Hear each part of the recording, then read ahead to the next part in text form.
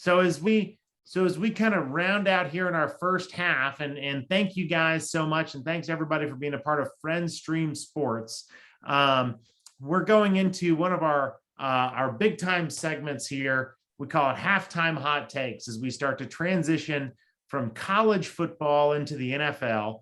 Halftime hot takes is brought to you by our sponsor, Daddle's Coffee, in which every bag that you purchase of Daddle's Coffee goes towards research for the King Charles Spaniel and all that those health concerns. It's a hand roasted coffee in Winter Park, Florida.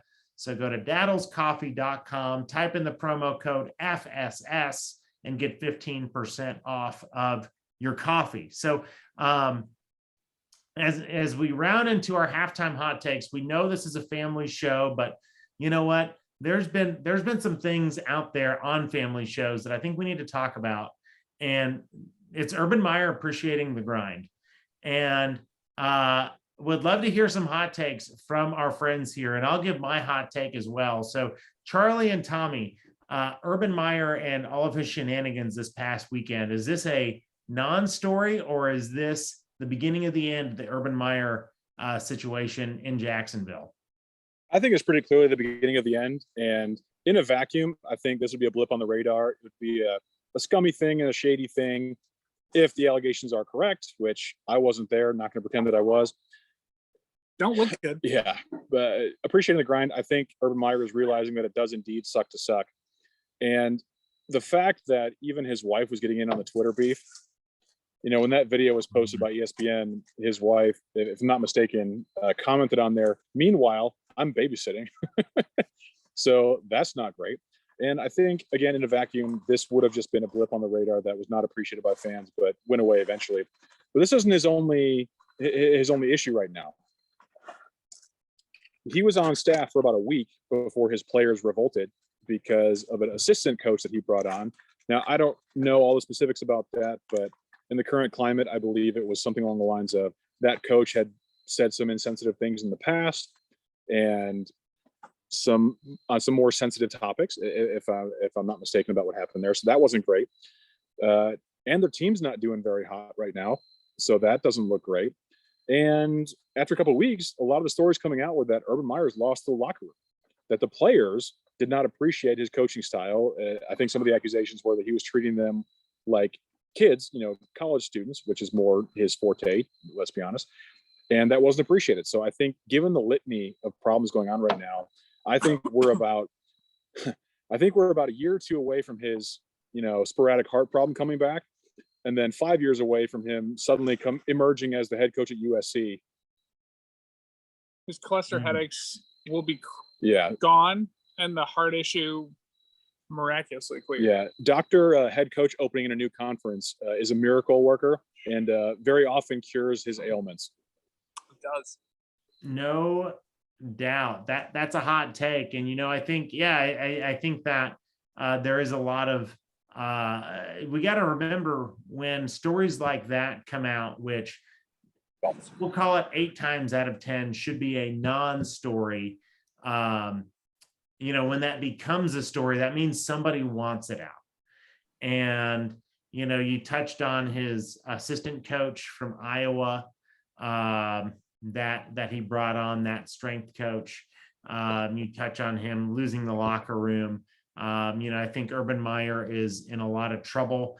And, you know, the fact that he had to come out and apologize, you know, everybody on this feed right now, you know, we are all very interested in loving our wives well and things like that. But that does not mean that the rest of the world is necessarily into that. And sometimes folks get into relationships where that's just kind of a thing, you know, and not to say Urban Meyer is one way or the other, but, you know, the fact that Urban Meyer had to comment on his personal life in that way, I think is definitely a red flag, because that means that there are folks that came out to put that story out there that didn't need to be put out there. And really, in so many ways, is a non-story. If the Jags were even 2-2, that would have been a non-story. And I think, you know, I saw some reports either earlier today or yesterday, I forget which, but some of the top executives of the program were meeting to decide his future. Mm-hmm. So I suspect they're going to come out either today or tomorrow and say, well, we all saw the video and it doesn't look good. To be fair, devil's advocate, he could have just been having a drink and this random person, had a few too many Coca-Colas and came over and reduced it. It is Jacksonville. And no offense to Florida residents on this show. I know that we have literally dozens of Florida viewers, but it's possible that he was, I'm not going to say the victim. It's possible that the video looked worse than it was. Very possible. However, again, given the litany, I think he is on, at best, the thinnest of possible ice. And I think it's important to note the environment of Jacksonville and the owners. So you've got the Khan family,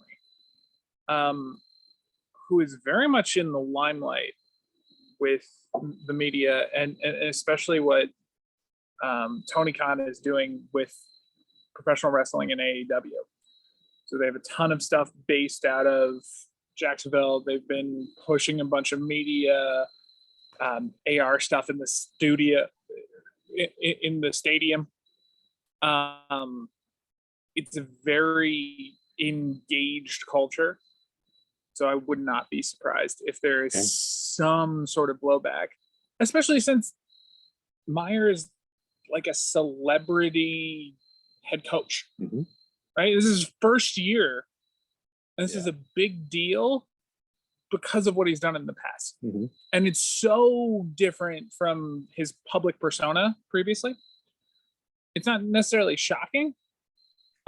Story from Walt Whitehead before, of he had met him at a coaching conference and was told that he was unable to talk to Mr. Meyer by his personal assistant, with Meyer 3 feet away from him. Like, very interesting attitude. His contributions to the spread offense are undeniable, but it'll be interesting to see what happens with this, especially since he had to personally address it. And don't forget, this also falls into what could be perceived as a pattern, because his last couple of years at Ohio State had very similar issues where at least one or two of his assistants had some accusations of, straight up spouse abuse. So it's just, again, it's all circumstantial, but it's not hard for a layperson to connect those dots. But we've seen multiple times the jump to the pros is not working out for career college coaches. Lou Holtz and Nick Saban both made the jump, and it didn't work. And Pete Carroll had a really rough time his first time around, and then had his success at USC and obviously now at the Seahawks. But one of the best NFL coaches who at one time was in college, let us not forget the Tom Coughlin era when he was at Boston College.